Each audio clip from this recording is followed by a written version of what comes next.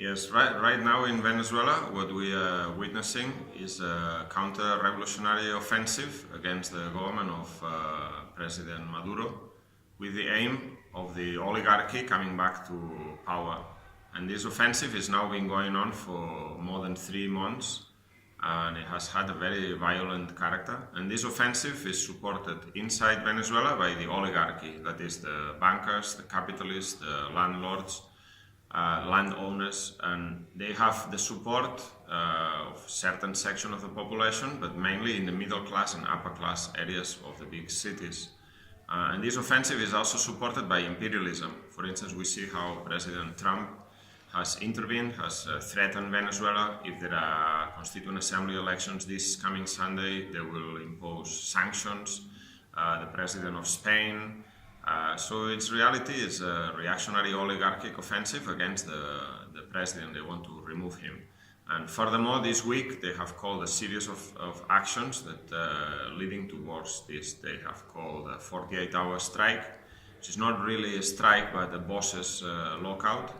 Then they have called on Friday for a demonstration to go to Caracas and perhaps march on the presidential palace. And at the weekend, they want to prevent physically the polling stations from being open and the Constituent Assembly elections from taking place.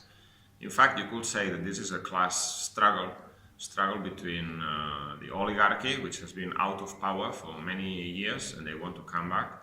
And on the other side, the workers and peasants that want to defend the gains of the Bolivarian revolution.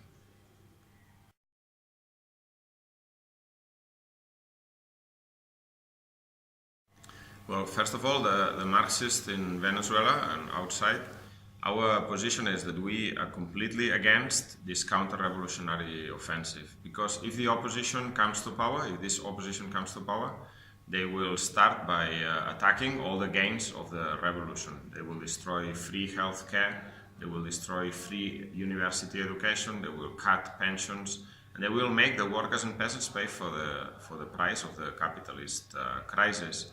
And they will also launch a lynch mob campaign against Chavistas and revolutionary activists in the rank and file. So this is the first thing that needs to be clear, is that we're not neutral in this struggle. We are against the counter-revolutionary offensive. However, we think that the only way to fight against the counter-revolutionary offensive is by revolutionary means. For instance, in some peasant towns, the peasants have organized self-defense, what they call the Popular Defense Brigades, because the opposition has been extremely violent, attacking public buildings, attacking Chavista militants, and so on. So the peasants have organized self-defense. We think that this is correct, and this self-defense should also be organized in the factories, in the working class neighborhoods, in the big cities, and nationally. The second thing is that these same peasants have taken another very important measure, which is that they occupied the land of landowners who are financing and supporting this violent campaign of the opposition. And this is also correct, because you can only fight against capitalist counter-revolution by striking blows against capitalist property. If the property of those capitalists who are participating in financing and organizing this violent opposition campaign were expropriated, then you will win this battle, and you will also allow yourself to start to solve the economic problems in Venezuela, which are many and very serious.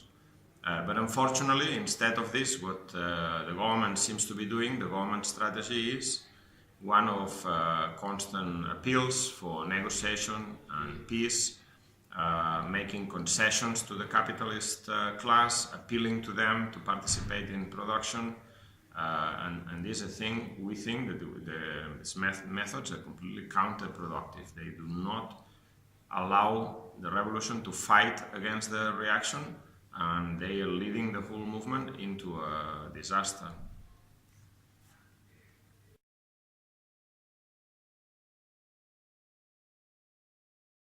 Yes, the duty of workers and youth all over the world is to defend the Bolivarian revolution.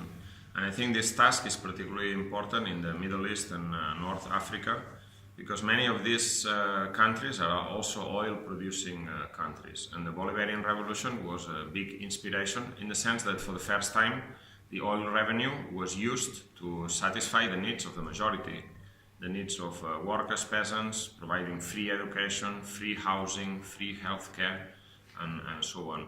The problem with the Bolivarian Revolution is not that it was too radical, and this is why it's now in difficulties, but rather that it was not radical enough. It started carrying out all these important reforms, but it didn't go to the end. For this reason, it's important to defend the Bolivarian Revolution, and I will also mention that the king of Morocco, the Moroccan government, has attacked Venezuela very publicly. And they said that Venezuela does not defend and respect human rights, the right of protest, the right of freedom of expression.